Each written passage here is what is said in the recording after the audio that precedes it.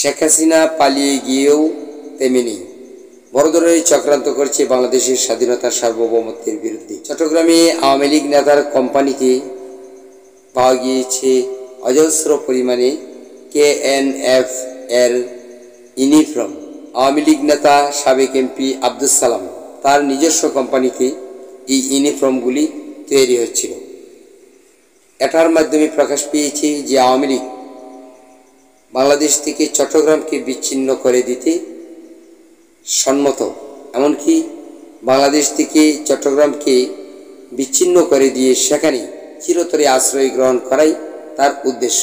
আসামের মুখ্যমন্ত্রী হিমন্ত বিশ্ব শর্মা সরাসরি সেদিন বলেছিলেন যে বাংলাদেশে দুটি চিকেনস নেক্স আছে, তার মধ্যে একটি হলো চট্টগ্রাম, অপরটি রংপুর। অর্থাৎ এই রংপুর এমনকি এই চট্টগ্রাম দুটি এলাকায় বিচ্ছিন্ন হয়ে যেতে পারে। ইতিপূর্বে ভারতের একটি গণমাধ্যম প্রকাশ করেছিল যে চট্টগ্রাম বেলুচিস্তানে পরিণত হবে, অর্থাৎ পাকিস্তানের যে বেলুচিস্তান তারা স্বাধীনতা কামনা করছে, এমনকি সেটি প্রায় বিভিন্ন শহর বেলুচিস্তানের যে সংগঠিত আর্ম আছে তারা কিন্তু দখল করে নিয়েছে। ঠিক এমনটি করা হচ্ছে একটি চক্রান্ত যে আমাদের কসবা এলাকার পর ফেনী সহ চট্টগ্রামকে আলাদা করে দেওয়া, এমনকি সেটাকে তাদের মতো করে রাখা। বিগত দিনে অন্তর্বর্তী সরকার ডক্টর মোহাম্মদ ইউনূস ভারতের 7 সিস্টার্স নিয়ে কথা বলেছিলেন। 7 সিস্টার্সের সুবিধার জন্য তিনি যে ধরনের কথা বলেছেন, আর তাতে ভারত ভাবছে যে 7 সিস্টার্সকে ভারত থেকে বিচ্ছিন্ন করার একটি চক্রান্ত করা হচ্ছে।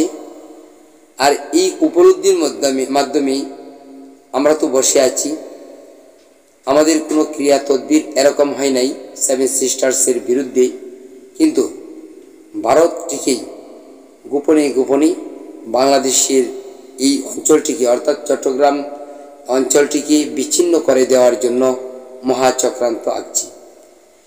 এই নীলনকশা বাংলাদেশের সাবেক প্রধানমন্ত্রী শেখ হাসিনা তথা ভারতের জনগোষ্ঠী মাঝেই অন্তর্হিত রয়েছে।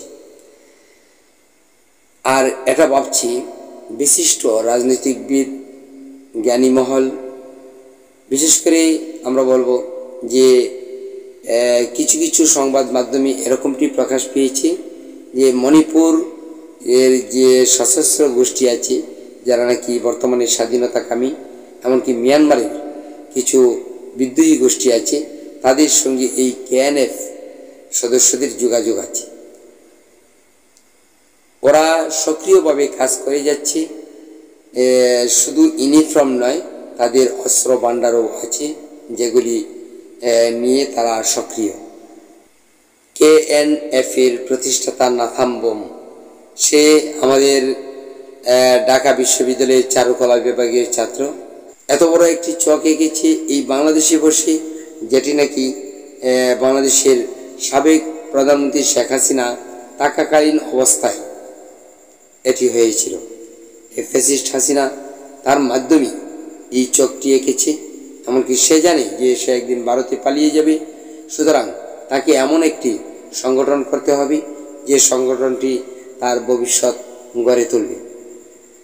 ভারতে আর কদিন থাকবে সে, ভারত থেকে একদিন না একদিন এদেশে আসতে হবে, কিন্তু এদেশে কোথায় আসবে? আসলেই তো তার জেল কিংবা ফাঁসি এরকমটি হতে পারে।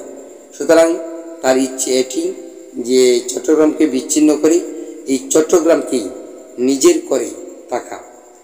কেননা চট্টগ্রামে অনেক বড় ধরনের মানে সম্পদ আছে, যেমন আছে এয়ারপোর্ট, আছে সমুদ্র বন্দর, আছে পাহাড়ি এলাকায় অনেক অনেক সম্পদ, বিশাল সম্পদ, যেগুলি খুঁজে নিলে বাংলাদেশের অন্যান্য যে অংশটা আছে তার চেয়েও কম হবে না।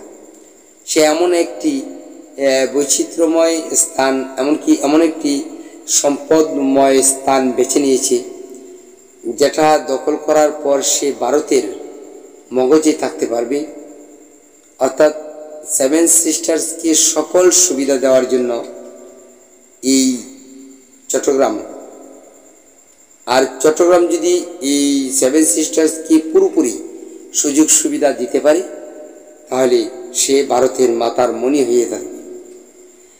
ভারতের মাতার মণি হয়ে থাকবে, এইভাবেই কিন্তু সে চট্টগ্রামকে দখল নিতে যাচ্ছে। আর এটা ধরা পড়তো না যদি এই আওয়ামী লীগ নেতার কোম্পানিতে, ইতিপূর্বে আরও 3টি কোম্পানিতে ধরা পড়েছে এরূপ, তো এই আওয়ামী লীগ নেতা যদি ধরা না পড়তো, তাহলে কিন্তু এটা বোঝা যেত না যে এটা শেখ হাসিনার মাধ্যমে পরিচালিত হচ্ছে।